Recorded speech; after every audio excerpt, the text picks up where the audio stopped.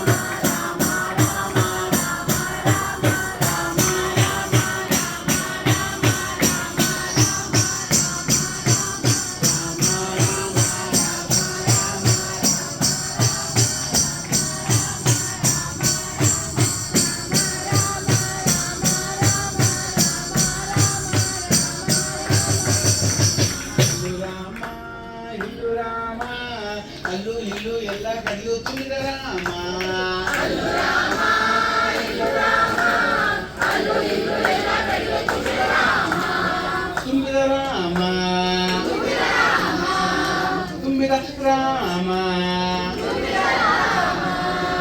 ఎందుకంటే ఓం ఐం హ్రీం శ్రీం శివరామ నగదతాయ నమః.